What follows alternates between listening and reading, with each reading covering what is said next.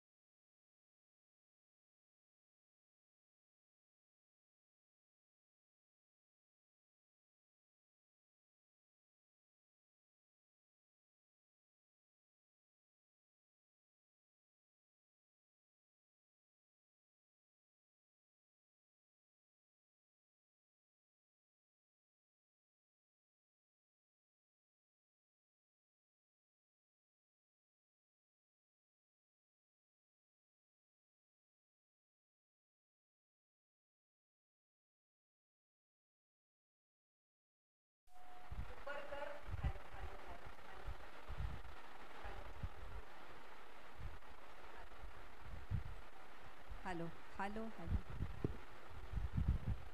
Hello hello hello hello. तुझं कौतुक करणार आहे आम्ही. हॅलो. त्याच्यासाठी टाळ्या वाजवूया. साऊंडवाल्याला एकदा जोरात टाळ्या द्या. आता चुकलास तर बघ. पण हॅलो हॅलो येतोय आवाज? नाही. Hello hello hello hello hello hello तुमचा आवाज येईपर्यंत मी कंटिन्यू करतो. तोपर्यंत हॅलो.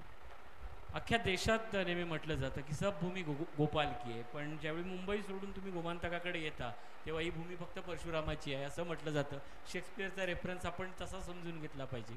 परशुराम या नावात खूप काही आहे. म्हणजे ज्यावेळी इतिहास वाचतो त्यापेक्षाही आत्ताच्या वर्तमानाला आवश्यक असणारा परशुराम कोण आहे?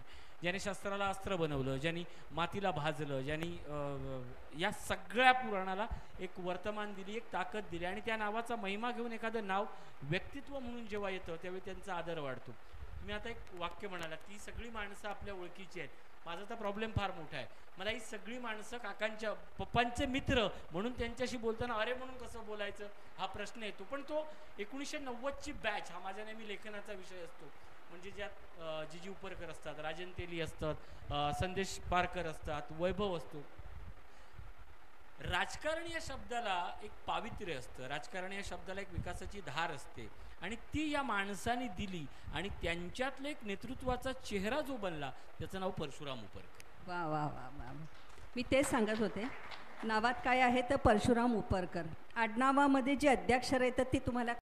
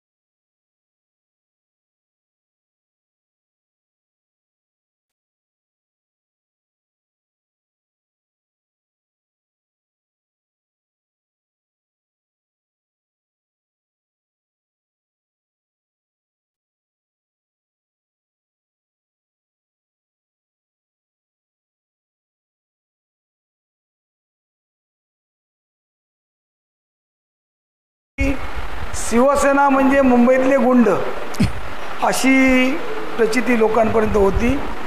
पण ती लोकांना आम्ही सर्व या चव्हाणगड्यांनी आणि आमच्या सर्व शिवसैनिकांनी लोकसेवा करून लोकांची कामं काय असतात आणि कुठे करता येतात हे सांगून सांगून लोकांकडे आम्ही पोचलो. आणि लोकांना कार्यालय, जिल्हाधिकारी कार्यालय असून दे किंवा तहसीलदार कार्यालय असून दे, अगदी इझी अवेलेबल करून दिल्यामुळे लोक आम्हाला जोडत गेले आणि जोडल्यानंतर ते शिवसेना वाढत गेली आणि शिवसेना आज नावारूपाला आली, सत्तेत आली, सर्व काय आलं, शिवसेनेच्या पडझोड या सर्व आल्या, तरी पण शिवसैनिक आज तिथेच आहे. पण जीजी हे सगळं नंतर सिद्ध होत गेलं, पण त्याच्या आधी आईवडिलांचं काय म्हणणं होतं? गपचूप अभ्यास कर, हे नको ते काही फॅड नको, असं थोडंसं घरात वातावरण असायचं? माझे आईवडील तशा पद्धतीत काय रिझर्व नव्हते, तुला वाटेल ते कर. उलट आईने मला पुष्कळ प्रोत्साहन दिलं. या बरेचसे शिवसैनिक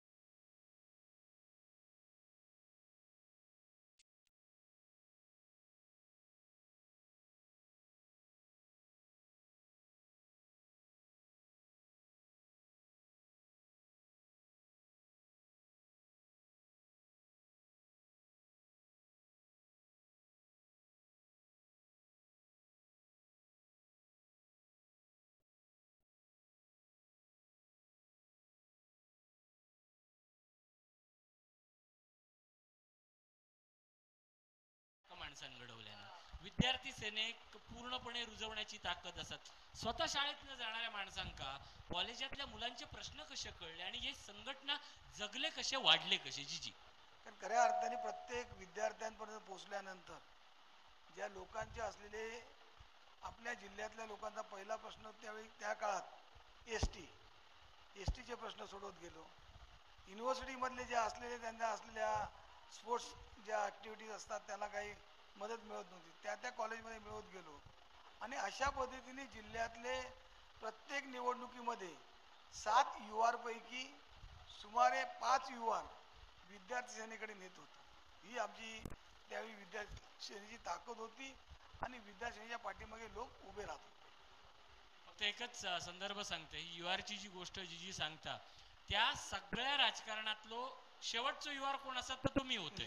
भारतीय विद्यार्थी सेनेचो राजन साहेब होते आणि जीजी होते. जीजी, आणि एक प्रश्न, म्हणजे ही मुलाखत टप्प्याटप्प्यावर न जाता, पण मागच्या 5 ते 6 वर्षात जिल्ह्यातल्या प्रत्येक माणसाक एक प्रश्न काय होतो? सगळ्यांना माहित होतं की जीजीची तब्येत ढासळली. आज प्रकट मुलाखत किंवा प्रगट मुलाखत असे दोन्ही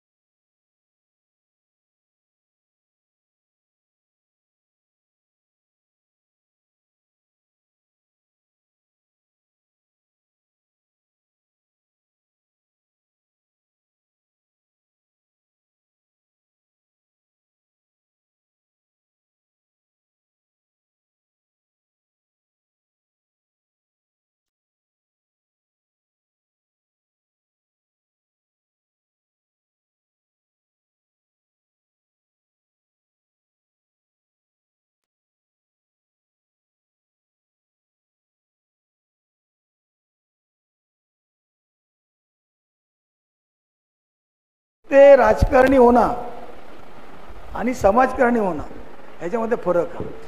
राजकारणी भाषणावरून ठोकून जातात आणि नंतर पाटणा बघत नाहीत, पण आम्ही लोकांपर्यंत जातो, लोकांचे प्रश्न समजवतो, वाडीपर्यंत पोहोचतो आणि वाडीतल्या लोकांचे प्रश्न समजून घेतो, म्हणून लोक आमच्याबरोबर आज प्रेम करून असतात.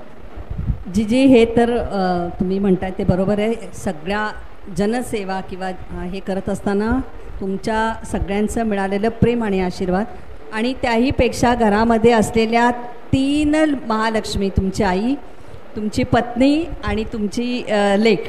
आईचा आशीर्वाद मिळाले, पत्नीचं प्रेम मिळालं आणि लेकीचा जिव्हाळा, यामुळे मला वाटतं प्रकट आणि प्रगट हे दोन्ही आज तुम्ही इथे आहात. आता मात्र तुम्हाला काही होणार नाही. एक काळी तीट मात्र आज लावून घ्या, कारण आपल्याला खूप काम करायचं आहे अजून. तुम्ही मगाशी म्हणाल की शिवसेना म्हणजे मुंबईतले गुंड. ही प्रतिमा पूर्ण पुसून टाकण्यासाठी तुम्हाला काय काय कष्ट करावे लागले? म्हणजे बराच समज असा होता की, आणि त्याच्यातून कोकणात तर हे खूपच वातावरण असं की शिवसेना म्हणजे मारझोड, काम करायचं म्हणजे तिकडे बदडायचं किंवा काहीतरी गुंडशाही करायची. पण हे तुम्ही सगळं पुसून टाकण्यासाठी तुम्हाला काय परिश्रम घ्यावे लागले? नाही, लोकांना आम्ही नीट समजून सांगितलं. स्थानिक विद्यार्थ्यांचे प्रश्न, नोकरीचा, एस टीमध्ये भरती असून दे, अन्य ठिकाणी भरती असून दे, स्थानिकांना प्राधान्य देण्याकरता आम्ही रस्त्यावर उतरलो आणि लोकांना अनेक वेळा स्थानिक लोकांना नोकऱ्या मिळाल्या. त्यामुळे लोकांना कळलं की ही गुंडगिरी करतायत ती आपल्या भल्यासाठी आणि आपल्या हितासाठी करतायत. ही गुंडगिरी यांची नुसती लुटालूट करण्यासाठी नव्हे, तर जनतेच्या भल्यासाठी. मग रस्त्यावर उतरून कोणत्या अगदी अधिकाऱ्याला पण जाब विचारण्यापर्यंत जाण्याचा प्रयत्न केला. केसेस अनेक केल्या, अनेक पोलिसांचे मार्क आले, अनेक ठिकाणी पोलिसांनी आम्हाला तुरुंगात डांबलं, पण आम्ही त्याला डगमगलो नाही. कारण त्याच्या पाठी आमच्या शिवसेना प्रमुखांचे एक विचार आणि शिवसेना प्रमुख आमच्या अंगात रुजलेले होते आणि शिवसेना प्रमुखांना प्रेम करणारे आम्ही शिवसैनिक होतो आणि म्हणूनच त्या ठिकाणी काम करत होतो. पत्नीचा विषय काढला. माझ्या आजारपणामध्ये अगदी माझ्या लहान मुलासारखं त्यांनी सेवा केली. म्हणजे मी किडनीचा आजारी असताना अगदी माझ्या सर्व असलेल्या म्हणजे माझी हालतच खराब होती. त्या परिस्थितीत ती परदेशात जिथे जिथे गेलो तिथे ती माझ्यासोबत होती आणि सोबत राहिली. आणि त्यामुळे मी आज खऱ्या अर्थाने म्हणजे घरातलं साथ हवी असते, त्या बायको पुढे हवी असते किंवा पत्नीची असावी लागते, त्या माझ्या पत्नीने दाखवून दिलं. आणि मुलांनी पण माझ्या आजारपणामध्ये त्यांचं शिक्षण करत असताना ते काका काकीकडे राहिले, पण त्यांनी कधी उणीव वाजू दिली नाही की माझे पप्पा नाहीत, माझी मम्मी नाही, पण ते त्यांच्या उपचारासाठी आहेत. पण त्यांनी त्यांचा अभ्यास करून ते पास होणं सर्व काय करणं केले. प्रणाली ताईचं खूप खूप कौतुक. तिच्यासाठी एकदा टाळ्या वाजवा. कारण मुंबईत काय किंवा इकडे कणकवलीत काय असंख्य माणसं येत असतात. त्यांचं खाणं पिणं करणं, सतत सातत्याने चहा देणं आणि ते आनंदानं करणं, यासारखा एवढा मोठा मला वाटतं जॉबच नाही आहे. आणि ते प्रणाली ताईंनी केलं आहे. आणि तुम्ही आत्ता म्हणाला लहान मुलासारखं, तर प्रत्येक स्त्री ही क्षणाची पत्नी असते, अनंत काळाची माता असते आणि म्हणून ती नवदुर्गासुद्धा आहे. जी मला सांगा की शिवसेना प्रमुखांची तुमची पहिली भेट, कारण शिवसैनिक म्हणून काम करत असताना त्याची दखल घेणं आणि शिवसेना प्रमुखांचं लक्ष तुमच्यापर्यंत जाणं हा एक खूप मोठा टास्क आहे. कारण इतके शिवसैनिक आहेत, इतके आपापल्या पद्धतीने काम करत असतात, पण आपलं काम त्यांच्यापर्यंत पोचणं आणि हिंदू हृदय सम्राट बाळासाहेबांनी तुमचं कौतुक करणं, हा प्रवास कसा होता? शिवसेना प्रमुखांकडे पूर्वी आम्ही वामनराव मार्कांच्या माध्यमातून, विठ्ठल चव्हाण यांच्या माध्यमातून, नंतर राणेंच्या माध्यमातून भेटत होतो. पण शिवसेना प्रमुख ज्यावेळी राणेंनी शिवसेना सोडली, त्यानंतर शिवसेना प्रमुख अगदी माझ्या जवळ आले. शिवसेना प्रमुख एक एक तास माझ्याशी गप्पा गोष्टी करत होते. शिवसेना प्रमुख अनेक गोष्टी सांगत होते, अनेक वेळा फोन करून बोलत होते आणि अनेक वेळा शिवसेना प्रमुख आमच्या असलेल्या सुखदुःखाच्या गोष्टी त्या ठिकाणी शेअर करत होते. शिवसेना प्रमुखाने मला आदराने सांगावं लागेल की लता दीदी आणि सचिन तेंडुलकर एकदा तिथे आले असताना मी शिवसेना प्रमुखांना बसलो होतो. शिवसेना प्रमुखांना बोललो, साहेब मी जातो. अरे बस, तू काय जातोस, तू पण इथे बस. म्हणजे अशा भाषेत एवढ्या मोठ्या माणसांसमोर बसवणं आणि साहेबांनी एवढं प्रेम देणं हे शिवसेना प्रमुखच करू शकतात. नक्कीच. यालाच जोडून एक प्रश्न आहे, म्हणजे जी तुमका मिळाला साहेबांचा प्रेम ह्या आजपर्यंत कोणी आपणाक किती प्रेम मिळाला ह्या दाखवण्याच्या खूप वेगळा. म्हाका 3 गोष्टींचे रेफरन्स फार महत्त्वाचे वाटतात की ग्रामपंचायतीसारखी एक छोटी निवडणूक निवडान येणाऱ्या जिजी उपरकरचा मार्मिकच्या कव्हर पेजवर चित्र काढणं हे एक विषय असतात. दसरा मेळाव्यात कोण लढणार असं सांगताना माझा जिजी लढणार अशी केलेली ती घोषणा असतात. आणि त्यानंतर एका मोठ्या पराभवाक सामोरे जाताना बाळासाहेबांनी आपल्यावर एक विश्वास टाकला होता, तो आपण लढलो. त्यानंतर तो झालेला संवाद काय होतो? बाळासाहेबांनी त्यावेळी मी लढल्यानंतर साहेबांनी बोलवून घेतल्याने, तू लढलास तू आमदार होणार, एवढा साहेबांनी सांगितलं. तू पडलास तरी आमदार होणार. आणि साहेबांनी मला आमदार केला. कारण त्यावेळी परिस्थितीच वेगळी होती. या जिल्ह्यामध्ये एक वेगळ्या भावनेने की लोकांना भावनिक आवाहन केलं होतं समोरच्या राणेंनी की मला काढून टाकलं, मला पक्षातून काढून टाकलं. पण काढून टाकलं नव्हतं, तर त्यांच्या असलेल्या सर्व गुणांमुळे त्यांना बाळासाहेबांनी बाजूला केलं होतं. आणि त्यावेळी या जिल्ह्यामध्ये शिवसेना रुजेल की नाही रुजेल असा प्रश्न निर्माण झाला होता. तर 2005मध्ये मी पहिला आवाज दिला की मी बाळासाहेबांचा शिवसैनिक आहे. आणि त्यानंतर एक एक शिवसैनिक मला जोडत गेले. आणि 2005 सालानंतर मी निवडणूक लढलो. ती निवडणूक अख्ख्या जगामध्ये गाजली. कारण त्यावेळी सर्व ग्राउंड बुक करणे, त्यावेळी सर्व हॉटेलं बुक करणे, बाहेरून आलेल्या लोकांना राहायला देणं नाही. इव्हन मुंबईतला चाकरमानी गावात आला तर मुंबईतले गावातले लोक सांगत होते, बाबा तू इलस घरात चाय पी आणि परत संध्याकाळच्या गाडीने जा, हय थांबू नको, नाही तर आमका अगदी काही प्रसंग होऊ शकता.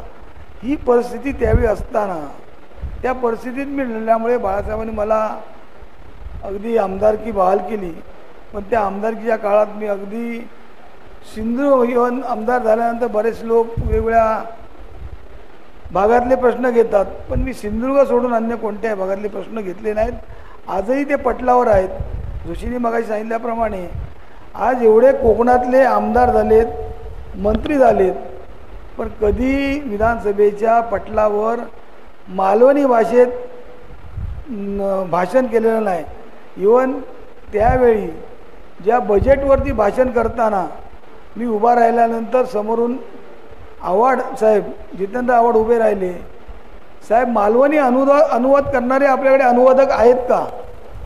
साहेबांनी बोलले मी ते बघतो. म्हणजे आमचे देशमुख साहेब होते, ते बोलले मी बघतो. आणि त्यावेळी आमच्या जिल्ह्यातली एक मालवणी सावंत नावाची लघुलेखक होती. ती बोलली जीजी मी कायदा तुझा लिहितं आहे भाषण, मी ऐकून तुझा परत कायदा करत आहे. आणि तिने ते मालवणीतून दिलं. ते आजही आज एक लायब्ररीमध्ये मालवणीतलं भाषण आज तिथे आहे. हा मला एक अनुभवमान आहे. नक्कीच. या तर अनुवादकवरनं एक गोष्ट आठवली म्हाका. आणि ती गोष्ट म्हणजे एक गोष्ट कोणाक अजून डिकोड करू केली नाही. ती गोष्ट विचारतोय. जीजी बाळासाहेबांच्या जवळ होतो. जीजीन काही काळाने अंतर्गत राजकारणामुळे शिवसेना सोडल्यान. जीजी राजसाहेबांच्या जवळ होतो. काही अंतर्गत कारणामुळे मनसे सोडल्यान जीजीन. जीजी आता उद्धव साहेबांच्या जवळ म्हाका याक कळणार नाही. पूर्ण शिवसेना या पक्षाचा जेव्हा मी अभ्यास करतोय आजपर्यंत राजसाहेब असतील, बाळासाहेब असतील, उद्धव साहेब असतील, ह्यांका सोडून गेलेलो माणूस सुको कोणच रवलो नाही. तुमच्यावर एकाने टीका करूक नाही, कारण काय ह्याचा एकदा डिकोडिंग करा. तर मी शिवसेना सोडलंय तर कधीच उद्धव साहेबांवरती असून दे, शिवसेनेवर असून दे की साहेबांवरती असून दे, कधी मी टीका केली नाही. कारण साहेबांबरोबर असताना मी त्यांचा उपाध्यक्ष म्हणून विद्यासेनेमध्ये काम करत होतो. तेही मला तेवढे जवळचे होते आणि त्यांच्याबरोबर माझे संबंध होते. त्यामुळे मी शिवसेनेतल्या कोणत्याही गेल्यानंतर शिवसैनिकांनी माझ्याबरोबर या, आपण मनसेत या, अशा प्रकारची कधी मी हात घातली नव्हती. जे शिवसैनिक त्यावेळी माझ्याबरोबर येले त्यांना मी घेऊन गेलो आहे. पण नंतर येताना पण मी परत 500 जे मनसैनिक शिवसेनेत परत घेऊन येले.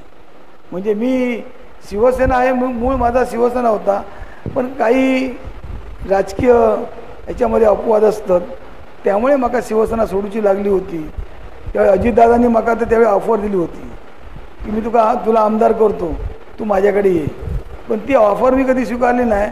की मी शिवसेना प्रमुख आहे, तर शिवसेना प्रमुख त्यावेळी हयात होते आणि अजितदादांना सांगितलं होतं शिवसेना प्रमुख हयात असेपर्यंत मी कधीच पक्ष सोडणार नाही आणि कधीच पक्षाची फारकत घेतणार नाही.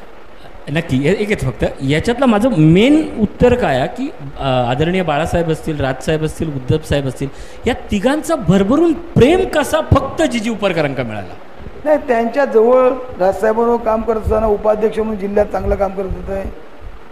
बाळासाहेबांनी पोटनिवडणुकीच्या वेळी बघितलेला, उद्धवसाहेब तर पोटनिवडणुकीच्या वेळी या ठिकाणी जवळजवळ 15 दिवसांहून रवलेले आहेत आणि त्यांनी प्रत्यक्ष बघितला. आणि ज्या काम करण्याची पद्धत किंवा लोकांच्या संपर्काची पद्धत ती लोकांनी उद्धवसाहेबांनी बघितली होती. म्हणूनच आज या सर्व लोकांचा प्रेम मिळाला. अजूनही प्रेम असा, कौटुंबिक संबंध असत. त्यांची पुढची पिढी आदित्य पण साहेबांनी भेटल्यानंतर त्यांनी कधी मला केलं नाही की तुम्ही आमच्या घरातले असल्यासारखं त्यांनी सांगितलं. कारण त्यांना त्यांच्या आजीकडून, त्यांच्या आईकडून, त्यांच्या वडिलांकडून की जिजी उपरकरांनी आपल्यासाठी आपण किती जवळीक होतो हे सांगण्याचा प्रयत्न केला आणि त्यांना ते सांगून दाखवलं. हे त्यांचं मोठेपण आहे. जिजी मला सांगा की पहिल्यांदा जेव्हा आमदार तुम्ही झालात, आमदार परशुराम उपरकर उर्फ जिजी, तेव्हा तुमच्या आईला काय वाटलं? आणि दुसरा प्रश्न लागूनच आहे की जेव्हा आपण असे पक्ष बदल करतो किंवा आमदार म्हणून निवडून येतो, तेव्हा आपसूक एक शत्रुपक्ष आपल्या अवतीभोवती नसतो. आपल्याला काल मित्र म्हणणारा माणूससुद्धा अचानकपणे वेगळा वागतो किंवा तो शत्रूच होतो. तर हे सगळं कसं सांभाळलं तुम्ही? पहिला आईला काय वाटलं, ज्या आईने तुम्हाला प्रेरणा दिली? आईला आनंद झाला. कोणीही आमच्या घरातलं राजकारणात नव्हतं, आमच्या कुटुंबातलं पूर्ण राजकारणात नाही. पण मी राजकारणात जिल्हा परिषदचा सदस्य झालो, सभापती झालो आणि त्यानंतर आमदार झालो. नक्कीच आईला आनंद वाटणार. आईने आनंद व्यक्त केला, पण काही जास्त काळ ती राहिली नाही आमच्यातून. पण मी या सर्व लोकांशी जरी वैरत्व काही लोकांशी घेतले असलं तरी काही लोकांशी माझे संबंध आहेत. आज ज्या ज्या पक्षात जे जे कार्यकर्ते गेलेत, जुने आम्ही एकत्र काम केलेले आहोत, पण तरी त्या पक्षात असले तरी ऋणानुबंध आमचे अजून कायम आहेत. एकमेकाचे फोन येतात, एकमेकांना फोन करावे लागतात. जरी नेते मंडळीवरती तुम्ही काय बोललात तर त्याचं आम्हाला माहीत नाही, पण तुझ्यासाठी आजही मला फोन अनेक विरोधी पक्षाच्या लोकांचे पण आले की शुभेच्छा दिल्या. हे आपण खऱ्या अर्थाने मिळवलं. त्यांच्या त्या काळात, शिवसेनेच्या त्या काळात त्यांना कुठेतरी आम्ही मदत केली होती, ती आठवण त्यांनी ठेवलेली आहे. बरोबर.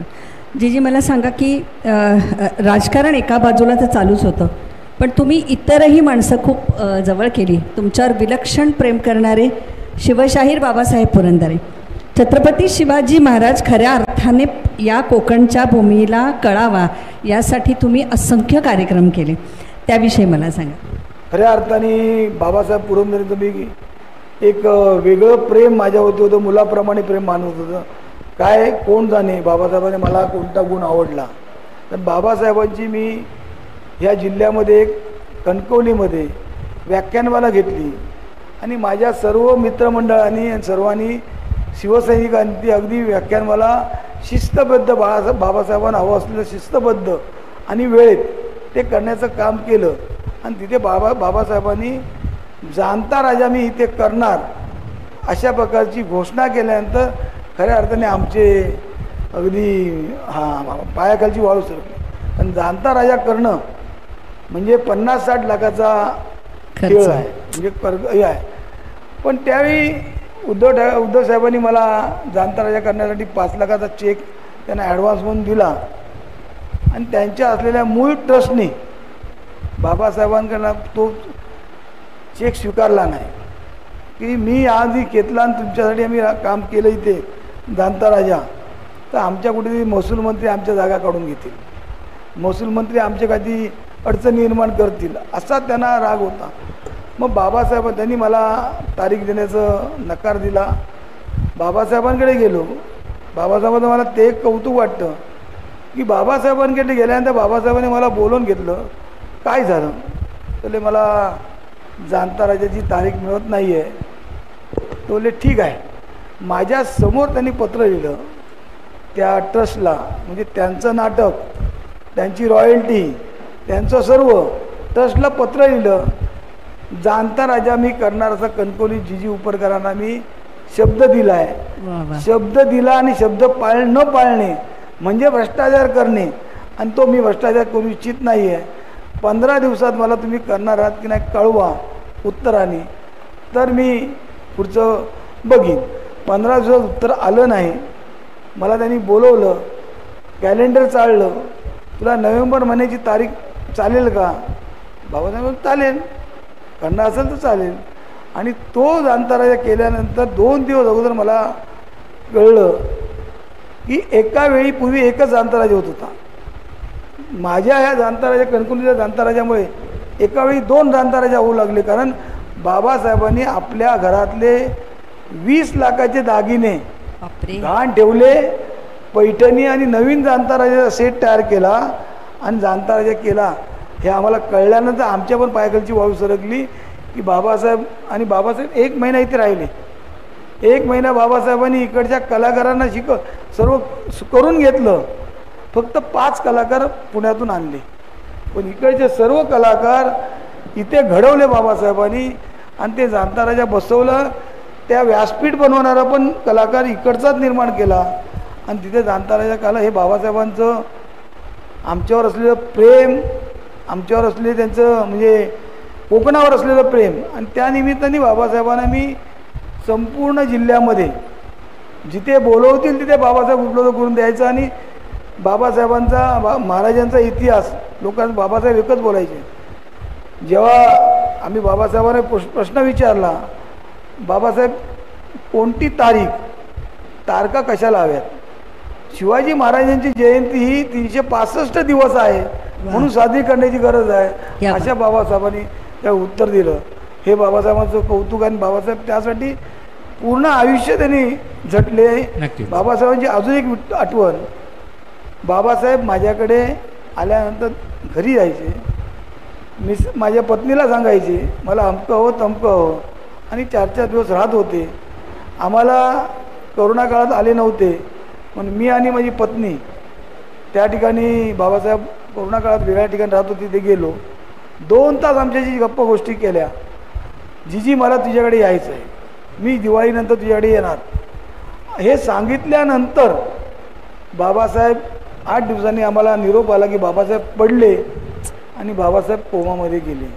आम्हाला पुष्कळ दुःख झालं, पण परत असं आलं की बाबासाहेब मिरेकल झाला, बाबासाहेब परत हे आलं, पण ते बाबासाहेब राहिले नाही. पण ती बाबासाहेबांची इच्छा आणि कोकणावरचं प्रेम पुष्कळ होतं.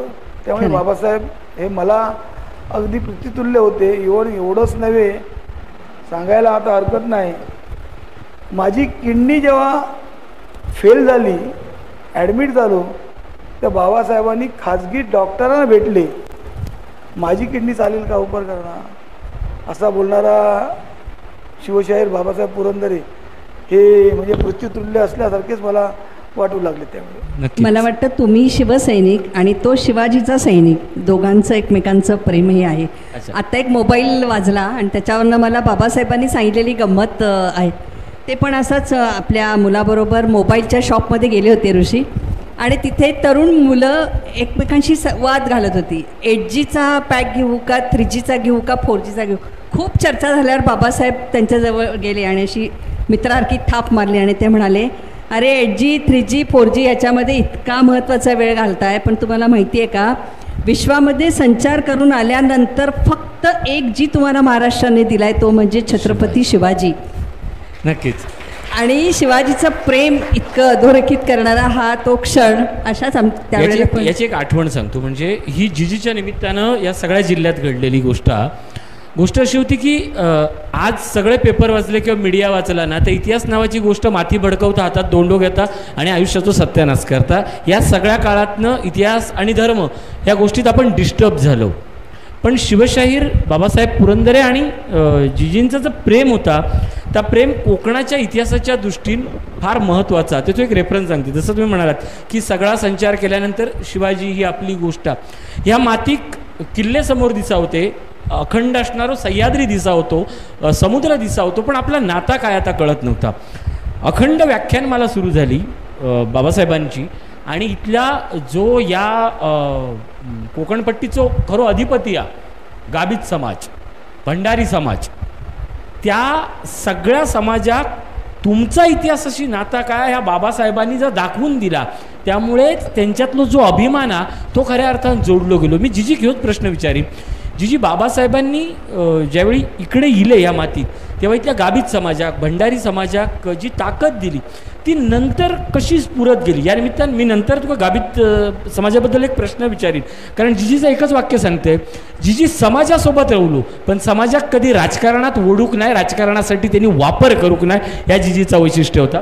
जिजी परत माझा प्रश्न, समाजात बाबासाहेबांनी काय दाखवलं इतिहासातनं आणि कसा कनेक्ट केला या मातीशी, इतिहासाशी आणि भविष्याशी? बाबासाहेबांच्या मालवणच्या व्याख्यानमालेमध्ये मालवण आल्यांकाच माहिती नव्हता या मालवणच्या किल्ल्याचा, सिंधुदुर्ग किल्ल्याचा शिवाजी महाराजांनी भूमिपूजन केला आणि त्या भूमिपूजन आपल्या मालवण तालुक्यातल्या अभयंकर भटजींनी केला. ह्या कोणाक माहीत नव्हता, त्या माहिती झाला. आणि बाबासाहेबांनी ह्याही सांगितलं की या महाराजांनी ह्या किल्ल्याचं उद्घाटन केल्यानंतर, भूमिपूजन केल्यानंतर, आग्र्यातून सुटल्यानंतर महाराज पहिले इले ते ह्या किल्ल्याचं उद्घाटन करू. आणि त्याच वेळी साही सांगितलं की सिंधुदुर्ग जिल्ह्यात आग्र्यातून सुटल्यानंतर आराम करण्यासाठी खै इले असतील तर ते मनोहर संतोषगडवरती इले आणि त्या ठिकाणी ते 1 महिना राहिले. हे प्रेम इव्हन बाबासाहेबांनी मानगाव खोऱ्यात खवीस खानबरोबर शिवाजी महाराजांच्या बंधूंनी जेव्हा बत्तुरी केली आणि खवीस खानबरोबर 40,000चं सैन्य घेऊन आलं, त्या कोकणातल्या 4,000 सैन्यांनी 40,000 सैन्याला पळून लावलं. तसंच गाभित समाज, भंडारी समाज ह्या किनारपट्टीवरचा जे पूर्वीचं आरमार होतं, त्या आरमारामध्ये जे मोगल येत होते आणि चाचेगिरी करून आपल्या इकडच्या महिला भगिनींना घेऊन जात होते, ते आरमार शिवाजी महाराजांनी तयार केलं. त्या आरमारामध्ये काम करणारे भंडारी, गाभित हे सर्व लोक होते आणि त्यांनी त्या मोगलांना भीती निर्माण करून दिली आणि परत त्यांना किनारपट्टीवर यायची भीती धजली नाही त्यांना यायची. ही या समाजाचं सामर्थ्य त्यांनी दाखवून दिलं. इव्हन मराठा समाजाची फोंड्याची लढाई असून दे, मानगावची लढाई असून दे किंवा भवानी तलवार बनवणारे आपली कुडाळमधली आहे, हे पण सांगणारे बाबासाहेब पुरंदरेंनी आम्हाला इतिहास बराचसा वाटला लोकांना. जिजी, मला वाटतं आता बाबासाहेबांचं उर्वरित काम तुम्ही करा. तुम्ही इतकं छान सांगताय आता हे, आणि हे जे प्रसंग आहेत ना, हे तुम्ही जर सांगायला सुरुवात केली तरीसुद्धा बाबासाहेबांना एक आदरांजली होईल. जिजी, या सगळ्याच्या निमित्तानं मी परत एकदा येते. आज माका जो जिजी सांगूचो किंवा मी मनातनं ठरवलेलं, माझं एक नेहमीचं वाक्य असतं, याक आजारपण झाल्याशिवाय तुमच्या आयुष्यात शरद पवार काय आहे तो कळणार नाही, की कसा लढणं असतं, कसं जगणं असतं. तर जिजी, आजही तुम्ही लढतास, पण यावेळी ज्या एक साधारणपणे 10 वर्ष मागे जाते, कळणा मायनिंगचा विषय होतो, लोकांसाठी ती लढण्याची, जगण्याची लढाई होती. म्हणजे जिजीच्या निमित्ताने एक फक्त बारीकशी आठवण सांगते, मग 10 वर्ष तुम्ही मागे जाशाल. मी त्यावेळी एका चॅनलसाठी तिकडच्या मुलांचे मुलाखती घेऊन गेले, सगळ्यांचे मुलाखती घेऊन गेले. मी एका शाळा शिकणाऱ्या पोराक विचारलं की तू आंदोलनात कशाक? तिने म्हाका असं उत्तर दिलं ना, आधी माझ्या थोबाडीत बसला आणि त्या म्हाका 10 वर्षानंतर आज लक्षात आता तिने म्हाका उत्तर दिल्ल्यान, माझा घरच रवला नाही, माझी शाळाच रवली नाही, तर काय उपयोग आहे माझ्या जगण्याचो, असं म्हणान तो पोरगो ठाण मांडून बसलेलो. त्याच्यानंतर त्याची जनसुनावणी झाली. त्या जनसुनावणीत जिजी पण होतो. म्हाका पूर्ण आठवता, जिजीची शुगर हाय झालेली तरी जिजी भांडा होतो, त्या हक्कासाठी लढा होतो. जिजी आजकाल जे स्वतःची शारीरिक व्याधी ह्या भावनिक गणित बनता, थंय लोकांच्या भावनेसाठी लढणं म्हणजे नेमक्या काय असतं? खऱ्या अर्थाने लोकांचे हक्क, कोकणचा कोकण पण टिकावं ह्यासाठीच आम्ही जास्त लढतो. कोकणचा विद्रोपण करणं हा आमचा विषय नाही, नाही तर विकास करायचो आणि त्या कोकण पण टिकून बाहेर जायचा. आज कोकणामध्ये भरपूर काय, मी अनेक वेळा सभागृहात बोलून दाखवलं की कोकणामध्ये एक वेळा फक्त राज्याने खर्च करावा पर्यटनावर, कोकण तुम्हाला परकीय चलन मिळवून देईल. आज ह्याच माध्यमातून आम्ही प्रत्येक गावागावामध्ये मग मायनिंग गाडगिळ अहवालांच्या वेळी खऱ्या अर्थाने मी गाडगिळांका समर्थन करण्यासाठी ठिकठिकाणी मिटिंगी घेतली. पण विरोधक त्यावेळी गाडगिळ अहवालांचा असा सांगितला जात होता की तुमची शेती करू घेणार नाही, घर बांधू घेणार नाही, म्हशी राखू घेणार नाही, अशा प्रकारचा सांगून लोकांना फसवण्याचा प्रयत्न करत होते. पण त्या गाडगिळांनी जो कोकणाचा कोकणपण टिकवण्यासाठी किंवा कोकणामध्ये आज बघा पर्यटनाच्या दृष्टीने समुद्रकिनारो असा, हिल स्टेशन म्हटलं तर आंबोली असा, वेगवेगळी देवळं असत, वेगवेगळे जंगलं असत, ह्या सर्व असताना हे मायनिंगच्या माध्यमातून विद्रुपीकरण करण्यापेक्षा आपण त्या लोकांतून रोजगार कसा करू घेत, त्यासाठी मी लोकांका त्यांचा हक्क काय आहे आणि लोकांच्या हक्कासाठी आम्ही सातत्याने भांडत राहिलो, लढत राहिलो आणि लोकांबरोबर कायम राहिलो. जी तुम्ही जेव्हा पुन्हा स्वगृही आलात, पुन्हा शिवसेनेमध्ये आलात, त्यावेळेला तुमचं स्वागत कसं झालं? कारण बऱ्याच वेळेला असं होतं की एक विश्वासार्हता थोडीशी कमी झालेली असते की इकडे जाऊन पुन्हा इकडे आलेले आहात, पण तसं तुमच्या बाबतीत मात्र झालं नाही. त्याचं मुख्य कारण काय की उकडे तांदूळ फक्त उद्धवजींना गेले, तुम्ही उद्धवजींना उकडे तांदूळ नेहमी देत होतात आणि ते एकदम बेहद्द खुश असायचे असंही मी ऐकलेलं आहे, तर त्यावर काय सांगा? उद्धव साहेबांचा आमचा घरगुती म्हणजे उद्धव साहेब ज्यावेळी गोव्याला आले की आमची पत्नी जेवण करून घेऊन द्यायची, मग ते तिथपर्यंत नेऊन पोचवायचं, एवढे कौटुंबिक संबंध खूप होते. त्यामुळे उद्धव साहेब कधीतरी चेष्टेने मला म्हणत होते की तुझे तांदूळ कुठे आहे, हे कधी ते म्हणतात, असं काही नाही. किंवा कधी कधी वेगळ्या काही गोष्टी मागतील.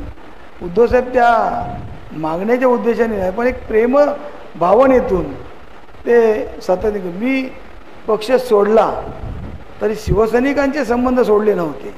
शिवसैनिकांचे संबंध तसेच होते, तशीच त्यांची विचारपूस करत होतो, तसंच त्यांच्या आजारपणात कधी अडल्या पडल्या त्यांना विचारपूस करणं हा मी कायम सातत्य ठेवलं होतं. त्यामुळे मी परत स्वघरी आल्यानंतर कोणी उलट लोकांना आनंद झाला की जीजीसारखा एक अभ्यासू निस्वार्थी भांडणारा लोकांसाठी आपल्याबरोबर आला, त्याच्या खांद्याला खांदा लावून आपण काम करून लोकांना न्याय मिळवून देऊ शकतो, हे आता सर्व असलेल्या शिवसैनिकांना वाटतं. नक्कीच. जी एक रौल्लो प्रश्न विचारते मगापासून. मी मगाशी म्हटलं की गाबित समाज आणि तुमचं वेगळा नाता, भंडारी समाज वेगळा नाता, बेसिकली ही जी किनारपट्टी आहे त्या किनारपट्टीचा वेगळा नाता. किनारपट्टीसाठी आमदार असल्यापासून ते अगदी आजपर्यंत बाहेर येताना मग स्टॉल दिसले, या सगळ्यापर्यंतचं काम अविरता. 4 मतं हातात असली की मालवणात नगरसेवक त्याचा लीड ठरता. अशा सगळ्या परिस्थितीत एवढी सगळी लोक आपल्यासोबत असताना त्यांचं वोट बँक म्हणून ना कधी पक्षाकडे कधी वापर केलो गेलो, ना कधी राजकारणात वापर केलो गेलो, ना कधी शासकीय यंत्रणेक धमक्या देऊ वापर केलो गेलो. ही माणसं जोडताना त्यांच्या विकासासाठीच अविरत झगडणं आणि फक्त निस्वार्थीपणे त्यांना मोठा करणं ही प्रेरणा इली खैनं. खऱ्या अर्थाने मी समाजात जन्माला गेलोय या माझा मोठेपण किंवा माझ्या आईवडिलांची पुण्य आहे असं. कारण समाजात जन्म गेलं तर समाजात माझी देणं लागते. या देण्याच्या दृष्टीने मी आज सभागृहात पण माझे जर 6 वर्षातली भाषणं, 6 वर्षातले असलेले प्रश्न घेतला तर ह्या किनारपट्टीवरच्या लोकांचे प्रश्न भरपूर मी मांडले, भरपूर लोकांना न्याय मिळवण्यासाठी प्रयत्न केले. आज मी मधल्या काळात मी अखिल भारतीय गाभी समाजाचा अध्यक्ष म्हणून काम करते, पण कधीही समाजातल्या लोकांना एकच सांगितलं आहे की समाजात पक्षाची पद्धतींना बाहेर ठेवून या. समाजात वेगवेगळ्या पक्षाच्या लोकांनी काम करायचं, आपापल्या पक्षाचं काम करा, पण समाजाच्या मध्ये राजकारण आणून किंवा समाजामध्ये पक्ष आणून समाजाची वाट लावू नका, हे मी सातत्याने सांगत दिलं आहे. या मी परवाच्या जो गाभित महोत्सव झालो किंवा महोत्सवामध्ये मी कोणत्याही पक्षाच्या नेत्याक, कोणत्याही सत्ताधाऱ्याच्या नेत्याक आणि कोणत्याही सत्ताधाऱ्याच्या मदतीशिवाय आम्ही तो गाभित महोत्सव सर्व आमच्या गाभित बांधवांनी मग आपलं 5 रुपये असून दे, 10 रुपये असून दे, 50 रुपयांचो 1000 रुपये असून दे, जो वाटो दिल्याने त्या वाट्यात आम्ही त्या गाभीत महोत्सव दिमागात 4 दिवस केलो. तर आमका समाजाने दिलेला प्रेम आणि समाजाचा असलेला आमच्यावर असलेला विश्वास. मच्छीमार महिलांसाठी तुम्ही खूप काम केलं. ही बँक तुम्ही स्थापन केली. ही संकल्पना तुमच्या मनात आधी कशी आली? आज त्या सगळ्या महिलांचे इतके भरभरून आशीर्वाद आणि प्रेम तुम्हाला मिळालेलं आहे, त्याच्या पाठीमागे तुमचे खूप मोठे परिश्रम आहेत, तर त्याविषयी सांगा. ज्यावेळी मी आमदार होतो त्यावेळी राज्य सरकारने सानुग्रह अनुदान जाहीर केलं छोट्या मच्छीमारांना. आणि छोट्या मच्छीमारांना सानुग्रह अनुदान झाल्यानंतर आमच्या मच्छीमार महिला ज्या होत्या त्या कोणत्या संस्थेच्या सभासद नव्हत्या आणि त्यामुळे ते सानुग्रह अनुदान मिळू शकलं नाही. त्यानंतर मग त्यांची संस्था निर्माण करायची अशा पद्धतीने मी संकल्पना ठेवली आमदार असताना. आणि मी संस्था निर्माण करायची का, तर मच्छीमार महिलांची संस्था असावी आणि त्या संस्था असल्यानंतर त्यांना कुठेतरी लाभ मिळेल म्हणून ती संस्था निर्माण करण्याकरता मला 2 वर्ष लागली. कारण गाभीत जी असलेली महिला ही मच्छीमार कशी असते, ज्या असलेल्या पांढरपेशी लोकांना एवढंच माहिती होतं की बोटीतून की ट्रॉलरमधून मच्छीमारी करणारे मच्छीमार, पण आमच्या या महिला भगिनी ज्या आहेत त्या मुळे काढतात, म्हणजे आपण शिपल्या म्हणतो ते, जे कालवं काढतात, मासे सुकवतात, काही महिला कुर्ले पकडतात. ह्या ज्या असलेल्या महिला या महिला मच्छीमार आहेत. हे जेव्हा मंत्र्यांना, आता जो मध्ये फोटो होता तो रवी पाटील या मंत्र्यांना भेटून आम्ही समजावून सांगितलं की ह्या महिला मच्छीमार आहेत. त्यानंतर त्यांनी मला मान्यता दिली आणि त्या मच्छीमारांची महिलाची मान्यता घेतल्यानंतर आमच्या असलेल्या स्नेहा केरकर त्या आल्या असतील, त्या अध्यक्ष आहेत, त्यांनी 1400 महिलांना, आमच्या 4,500 महिला आहेत आणि 1400 महिलांना 6,000 6,000 रुपयाचं अनुदान गेल्या 2 वर्षापूर्वी मिळालं. काल परवा त्यांनी 50 लोकांना ज्या 75 ज्या असलेल्या 50% अनुदानातून, सबसिडीतून ई बाईक दिल्या, त्याचं पण परत दिलं. आज मी माझ्या स्वखर्चातून माझी मच्छीमार महिला कुठेतरी टोपली घेऊन बाजूला बसते, ती कुठेतरी एका युनिफॉर्ममध्ये असावीत म्हणून मी आज स्टॉल माझ्या वतीने मी ते आज मच्छीमार महिलांना देणार. जसा वडापाव विकतो, जसा सँडविच विकतो, जसा आमका विकतो, तशाच प्रकारची माझी महिला उभं राहून ती मासे विकता यावेत यासाठी आज मी देण्याची प्रयत्न केलेला आहे. आज देवगडमध्ये पण आमच्या गाभीत समाजाच्यासाठी आरोग्य शिबिर घेतलं. त्यांची सर्वांची मोफत ऑपरेशन, मोफत त्यांना सर्व सुविधा देण्याचा, औषध देण्याची सुविधा करण्याचा प्रयत्न आम्ही करत आलो. म्हणून समाज आज पाठी आहे, पण समाजाला कधी मी राजकारणात मला मतं द्या हे सांगायला कधीच गेलो नाही, कोणत्याही निवडणुकीत गेलो नाही. मी गाभीत समाजाचा आहे म्हणून मला मत द्या असं मी कधी म्हटलं नाही. ते मला गाभीत समाज म्हणतं माझ्या बाजूने लोक आहेत हे मात्र खरं आहे. यासाठी जोरदार टाळ्या झाल्या पाहिजेत. आपण एक फक्त जी लाईटली प्रश्न होतो आणि तो आज नाही, जेव्हा मी तुका लहान असताना पहिल्यांदा बघलेलं तेव्हापासून आज 2025 पर्यंत तोच आहे. हे इतके स्टायलिश राहणं कसा काय, म्हणजे काय बेसिकली आपण ज्या समाजात वावरतो ना त्या राजकारण्यांचं ड्रेसिंग सेन्स येऊ तसं छान नसता. म्हाका म्हणजे विलासराव देशमुखांनंतर कोण असा प्रश्न पडता, ह्या छान रावणा इला कसं, म्हणजे आईकडनं की काय नेमकी आता वागणं, की मुंबईतनंच घेऊन येईलच? बायकोनी शिकवलं. मुंबईतून बायकोतून. जीजी, मग आजपासून तुम्ही इतकं त्यांचं कौतुक केलं, पण प्रेम व्यक्त केलं की नाही कधी? कधी छान कुठून तरी छान छान साड्या घेऊन आणल्या? भरपूर वेळा. ती कधी खरेदी करत नाही साडी, मी जाणतो जाऊन. म्हणजे असं म्हणतात की राजकारणी माणसाला अजिबात वेळ मिळत नाही, पण तुम्ही तसं नाही केलं. असं नाही, ती कधी दुकानात जाऊन खरेदी करत नाही, मीच सर्व खरेदी करून आणतो आणि तिथं ती नेसते. तिच्यासारखी बायको तुमच्या आयुष्यात जरी हा एक वेगळाच भाग्योदय आहे. नक्कीच. जी आणखीन जे काही महत्त्वाचे प्रश्न आहेत ना, की ज्या गोष्टीसाठी आपण 1983 सालात बाळासाहेबांचो झेंडो, भगवो झेंडो घेऊन ज्या जिल्ह्यात इलो, राजकारणाचा भाग सोडून दे, पण ज्यांच्यासाठी हो जिल्हो डेव्हलप करूचा, विकासाची गंगा आणूच्या, तो पोरगो भरकाटलो असं वाटतं का आता कोणासाठी काम तुम्ही तुमका करूचा? आता खऱ्या अर्थाने शिवसैनिक आणि जे आज भरकटलेले मतदार आहेत, ज्या मतदारांना पैसे दिल्यानंतरच मतदान दिलं जातं, हा जो विश्वास आहे त्या मतदारांना समजावून सांगण्याची गरज आहे आणि ते करण्याचं आम्ही काम करतो आहे की तुम्ही मतदार देता. आज अनेक मतदार आपण निवडून दिले, पण निवडून दिल्यानंतर 6 महिन्यातच लोकांना पश्चाताप व्हायला लागला. मतदार नव्हे तर त्यांचे कार्यकर्तेच पश्चाताप करायला लागले. जास्त आव्हान काय वाटतं? 83 सालात जेव्हा शिवसेना नव्हती तेव्हा येऊन शिवसेनेचा झेंडो घेऊन येणार, की आत्ता सगळ्यांबरोबर पुन्हा एकदा शिवसेनेचा झेंडो रोवणार? चॅलेंजिंग काय आहे तो काळ आणि आत्ताचा खरा चॅलेंजिंग हा. कारण या जिल्ह्यामध्ये कोणतीच आज सत्ता स्थानं आमच्याकडे नाही आहेत आणि आज प्रत्येक ठिकाणी बघितल्यानंतर जिल्ह्याचे पालकमंत्री, तुम्ही जर माझ्याकडे नाही गेलात तर तुमका मी निधी देणार नाही, तुम्ही माझ्याकडे या केलात नाही मी ता करणार नाही, अशा भीतीने जे बावरलेले आहेत त्यांना खऱ्या अर्थाने पाठबळ देऊन त्यांना उभं करण्याचा खरा काम करण्याचा आम्ही शिवसैनिक म्हणून करू गोया. कारण आज या ठिकाणी जे चालला तर राजकारणच वेगळ्या दिशेने चाललेला, या राजकारणात वेगळ्या दिशेने चालला. त्यातून बाळासाहेबांचा प्रेम, बाळासाहेबांचे शिवसैनिक आजही जिल्ह्यात भरपूर असत, पण त्या शिवसैनिकांपर्यंत पोचून शिवसैनिकांची विचारपूस करून त्या शिवसैनिकांना परत शिवसैनिक जागो करण्याचं काम खऱ्या अर्थाने आता करण्याची गरज आहे. त्याच आम्ही करतो. एकच मिनिट, आता ह्याच मोडला ह्यो प्रश्न फार महत्त्वाचा की जी परत शिवधनुष्य उचलूक झेपताला काय का नाही होणार? मी जोपर्यंत आज माका काय वाटत नाही आणि माझा आज वय 63 झाला तरी माका अजून 35 सारख्याच वाटतं, कळलं?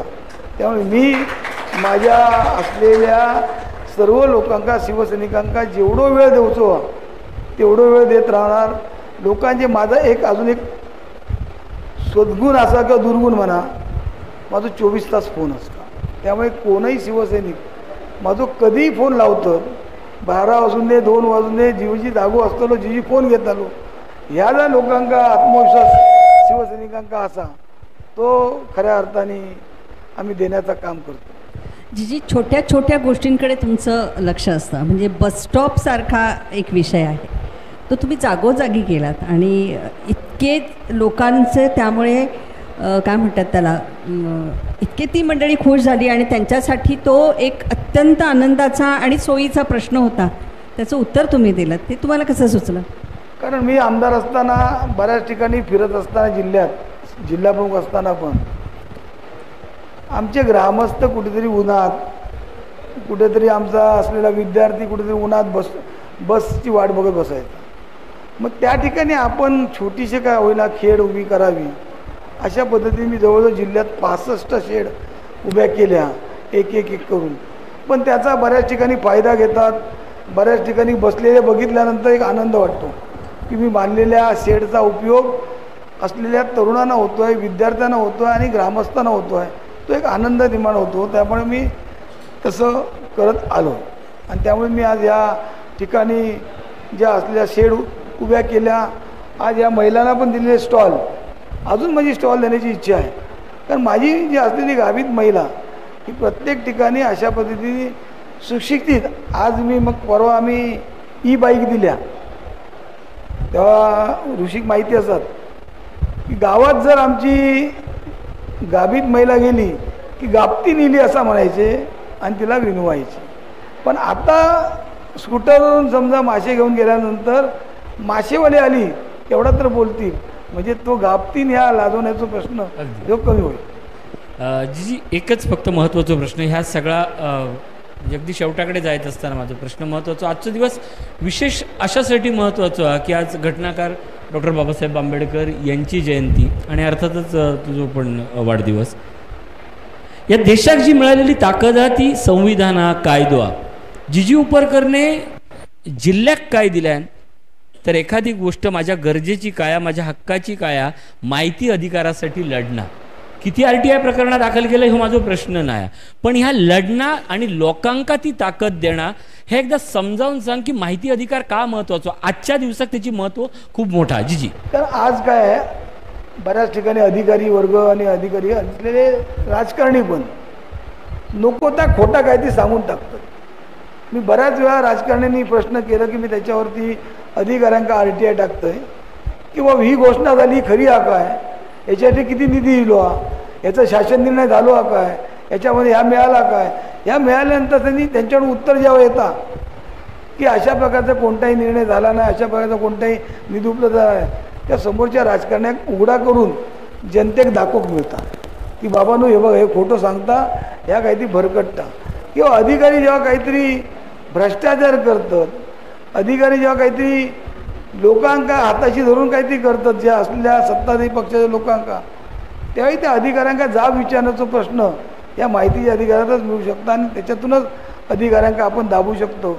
म्हणून मी माहिती अधिकार, आज माझ्याकडे माहिती अधिकार कोणत्या विभागाची माहिती नसा तसं नाही, मी प्रत्येक विभाग जेवढे पेपरमध्ये बातमी येतं आहे, मी सकाळी पेपर 5च्या 5 वाचतो आहे. वाचताना सकाळी वरती लिहित आहे RTI, याच्यावर प्रेस घेणे असं लिहित आहे आणि त्याप्रमाणे प्रेस घेतं आहे, RTI करतो. ह्या जास्त गरजेचं आहे. जी होणार म्हणजे आधी पेपर वाचणं आणि प्रत्येकाचं पाठपुरावा घेणं या समजावं. आता ऋषीने छान एक रेफरन्स दिला की आज भारतरत्न डॉक्टर बाबासाहेब आंबेडकरांची 134वी जयंती आहे. तुमचाही जन्म तोच. मला वाटतं बाबासाहेबांचं विचार आणि आचार तुमच्यामध्ये रुजले, तळागाळातल्या लोकांसाठी मदत करणे. रेफरन्स कसा आहे बघा, शिवशाहीर बाबासाहेब पुरंदरेंचं प्रचंड प्रेम म्हणजे अगदी तीर्थरूप तुम्ही मानता आणि हिंदू हृदय सम्राट बाळासाहेब ठाकरेंचे तुमच्यावर प्रेम म्हणजे बाबासाहेब बाळासाहेब असं सगळं प्रेम तुम्हाला मिळालेलं आहे. जिजे आता काय तुम्हाला करायचं आहे नवीन, काय तुम्ही राजकारणाचं एक वेगळी दिशा, वेगळा उजाळा हे होणार आहे का, की औरंगजेब झोपला का, छत्रपती शिवाजी महाराजांची हीच जयंती का, असं आपण भांडत राहणार आहोत आणि असं करणार आहोत. तर मग समाजाचं काय असा तुम्हाला प्रश्न पडतो का, आणि आम्ही काय करायचं अशा वेळेला? नाही, असा काही प्रश्न होत नाही. समाजात लोकांना जागृत करणं आणि लोकांना जागं करणं हे आमच्यासारख्या राजकारणी किंवा समाजकारण्याचं काम आहे. कारण काही वेळा लोक झोपल्याची सोंग घेतात, पण त्यांना जागं करण्याची गरज असते आणि जागं करून त्यांना योग्य रीतीने योग्य पद्धतीने सांगण्याची गरज असते. ते जर सांगितलं नाही तर त्यांना कळणार नाही. म्हणून काही वेळा झोपलेल्या मतदारांना, ग्रामस्थांना जागं करून बा तुम्ही हे असं चुकताय, हे असं होण्याची गरज आहे, हे सांगण्याची गरज आहे. म्हणून त्या ठिकाणी मी जेवढं प्रयत्न करायचे आहेत, आता मी निवडणूक लढवीन न लढवीन हा विषय वेगळाच आहे, पण लोकांना जे असतील त्यांना मदत करणे, त्यांना आपल्याबरोबर असलेले सवंगडी कुठेतरी लोकप्रतिनिधी होणे, आपल्याबरोबर असलेल्या कोणतरी माणसाने जिल्हा परिषद सदस्य व्हावं, पंचायत समिती सदस्य व्हावं, सभापती व्हावं, आमदार व्हावं, ही आज माझ्या मनामध्ये मी इच्छा करून मी काम करतो. अगदी माझ्याकडनं मी शेवटचा प्रश्न विचारतोय. ज्यावेळी शिवसेनेची स्थापना झाली त्यावेळी प्रबोधनकारांनी सांगितल्याने की आजपासून मी माझा बाळ महाराष्ट्राला दिला आहे. 10 वर्षापूर्वी एक इलेक्शन झाला, त्याच्यात बाळासाहेबांनी सांगितल्याने आजपासून मी जी तुमका दिलंय जिजीक निवडून आणा म्हणून. बाळासाहेब आज असत की नाही त्याच्यावर 2 विचार प्रवाह असतील. जर तुम्ही नायत म्हटलं असतं, समोर भाई गोवेकर असत, ते कोण असत, तो कोणाचा विचार आहे? हरीसारखं लढणारं, वैभवसारखं लढणारं माणूस म्हणजे नेमकं कोणा? एकच प्रश्न, बाळासाहेबांबद्दलची भावना ती ज्योतय माझ्यासमोर दिसता. काय बाळासाहेबांका शब्द देशाल आजच्या वाढदिवशी? बाळासाहेब होते. बाळासाहेबांसारखं नेतो परत होणे नाही. त्यांनी भरपूर आमका प्रेम दिला. प्रेम देण्यापेक्षा पूर्वी आम्ही बाळासाहेबांच्या खाली मातोश्रीच्या बघितल्यानंतर आमका असा सुख मिळायचा, आनंद मिळायचो की आम्ही आज मातोश्री बघून येलो. कोणाबरोबर का होईना आतमध्ये मातोश्री जाऊ मिळाला का असून नसून दे, पण मातोश्री बाहेर बघून येलो. हो आम्ही 4 इकडच्या शिवसैनिकांना सांगत होतो की मी आज मातोश्रीपर्यंत जाऊन येलो. ह्याला कौतुक होता. त्या कौतुकातून आता शिवसेना जरी बाळासाहेब नसले तरी बाळासाहेबांचे विचार अजूनही लोकांच्या मनामनात असत. जे आज थै गेले आहेत, कोण थै गेले आहेत, त्या सर्वांच्या मनात बाळासाहेब असत. कोणाच्या मनात बाळासाहेब गेले नाहीत असत. आणि प्रत्येका जिल्ह्यातले कोणीही मोठे नेते असून दे, त्या नेत्यांना बाळासाहेबांनीच घडवल्याने, बाळासाहेबांनीच मोठा केल्याने. तसं आमका पण बाळासाहेबांनीच मोठा केला आणि बाळासाहेबांनी आमका नावारूपाक आणलो. शिवसेना नसती तर आम्ही नावारूपाक गेलोच नसतो.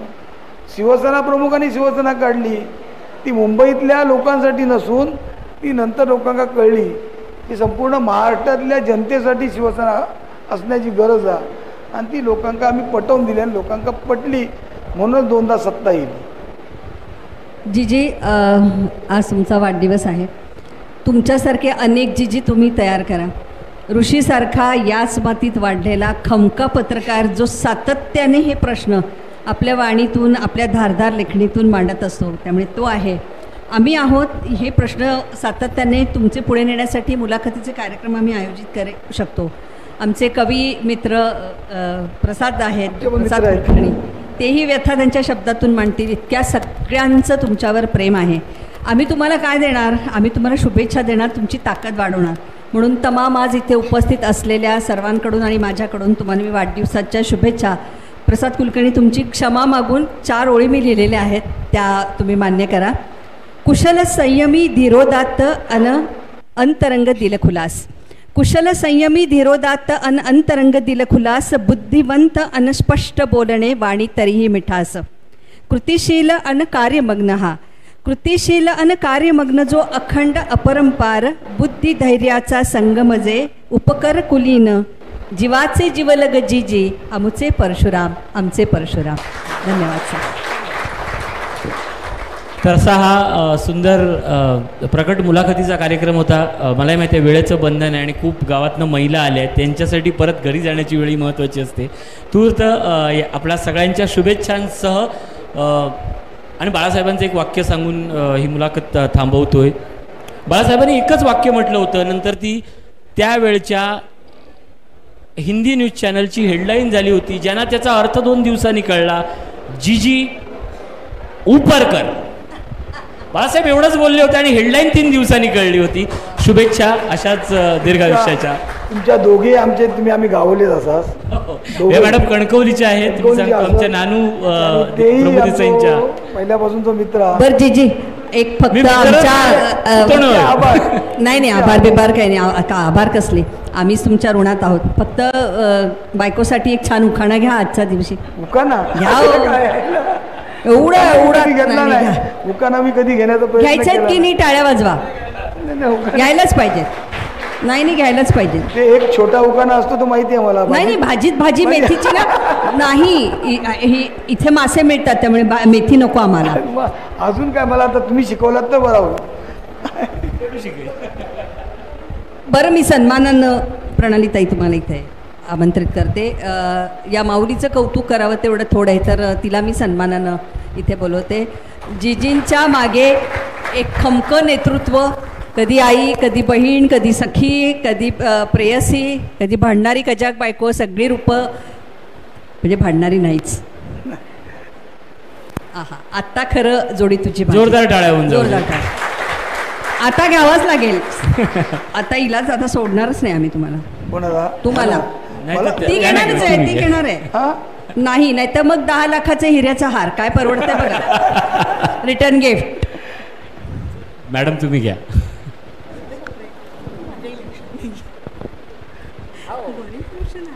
बरेच वर्ष नाही घेतला. घ्या तुम्ही काही घ्या. सारा नाही सोडणार.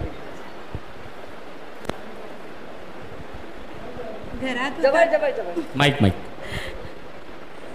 घरात होता कोनाडा, कोनाड्यात होता पैका. जीजी उपरकरांचं नाव घेते, सर्वांनी ऐका. वा वा, थँक्यू. पेयत गोल्ड स्पॉट प्रणालीला केलं पसंत ऑन दी स्पॉट. चालेल. मस्त. तुम्हाला खूप शुभेच्छा आणि